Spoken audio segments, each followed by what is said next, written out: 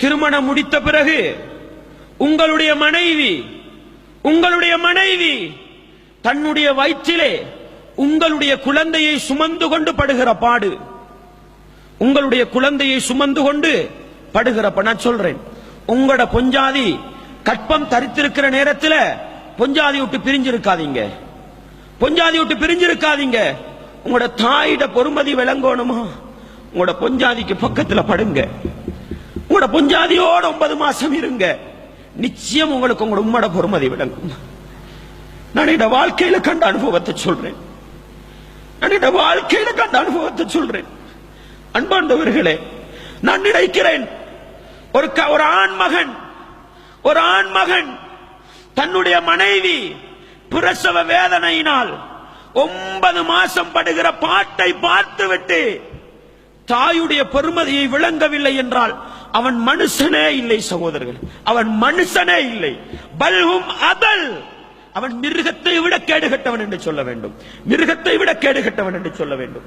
அன்பார்ந்தவர்களே, இஸ்லாமிய உறவுகளே, உங்களோட பொஞ்சாதி 9 மாசம் தின்ற சாப்பாட்டை கொஞ்சம் கற்பனை பண்ணி பாருங்க.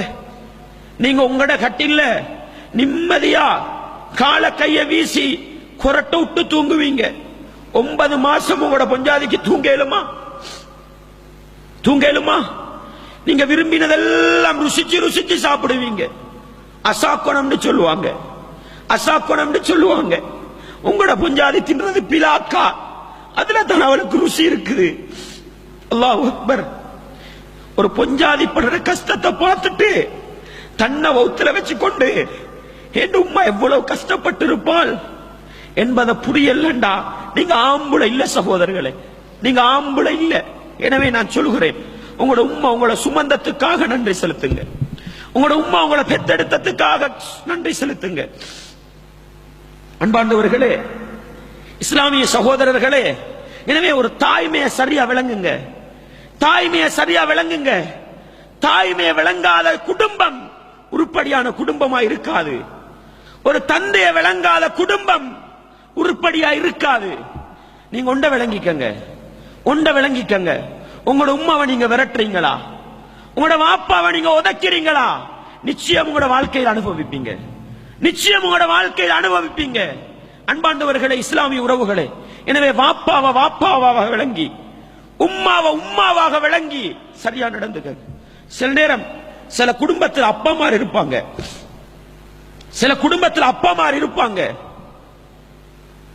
நீங்க பெத்தெடுத்த புள்ள, உங்களோட புள்ள சில நேரம் உங்களை விட உங்களோட அப்பமாரோட இரக்கமா இருக்கும், உங்களோட இரக்கமா இருக்கும். உங்களோட அப்பா அந்த புள்ளைய தூக்கி கொஞ்சம் விளையாடுகிற நேரம், அல்லாஹு அக்பர்.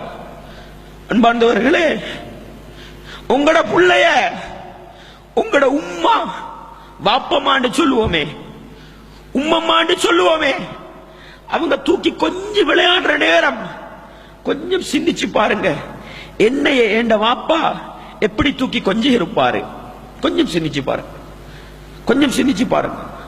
வாப்பாமாரை புறக்கணிக்கின்ற, உம்மாமாரை புறக்கணிக்கின்ற என்னுடைய இஸ்லாமிய உறவுகளை அழைத்து சொல்கிறேன், உங்களோட புள்ளைய உங்களோட வாப்பா கையால தூக்கி கொஞ்சிற நேரம் கொஞ்சம் சிந்திச்சு பாருங்க, என்னைய ஏண்ட வாப்பா எப்படி கொஞ்சிருப்பார். அல்லாஹு அக்பர். அன்பாண்டவர்களே, பொஞ்சாதிமாரை கண்ட பிறகு உம்மாவையும் வாப்பாவையும் தூக்கி வீசிய ஆண் மக்களை அழைத்து சொல்கிறேன், உங்களுக்கு உலகத்தில் ஒரு பொஞ்சாதி அல்ல 900 பொஞ்சாதியோட வாழலாம், 900 பொஞ்சாதிமார மாத்தி எடுக்கலாம்.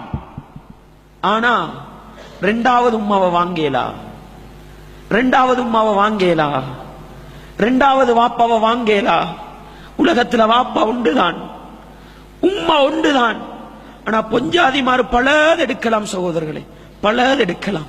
அல்லாஹ்வுக்காக சொல்கிறேன், பொஞ்சாதிமார கண்டபுரோ உம்மாவை பத்தி உள்ளத்தில் இருக்கிற இரக்கத்தை இறக்கிடாதீங்க, வாப்பாவுக்கு உள்ளத்தில் வச்சிருந்த இடத்தை இறக்காதீங்க. அது இஸ்லாமிய குடும்பத்துக்கு அழகல்ல, அது ஈமானிய குடும்பத்துக்கு அழகல்ல. மறுமையில் சுவனத்தை எதிர்பார்க்கின்ற அந்த இஸ்லாமிய குடும்பத்துக்கு அழகல்ல. எனவே அன்பாண்டவர்களே, இஸ்லாமிய உறவுகளே, தாய்மையை விளங்குங்கள், தாய்மையை விளங்குங்கள், தந்தைக்குள்ள இஸ்லாத்தில் உள்ள பொறுமதியை விளங்குங்கள். இல்லை என்றால் ஒரு இஸ்லாமிய குடும்பத்தை நடத்த நானும் நீங்களும் தகுதியற்றவர்கள் என்பதை உள்ளத்தில் ஆழமாக நிறுத்திக் கொள்ளுங்கள்.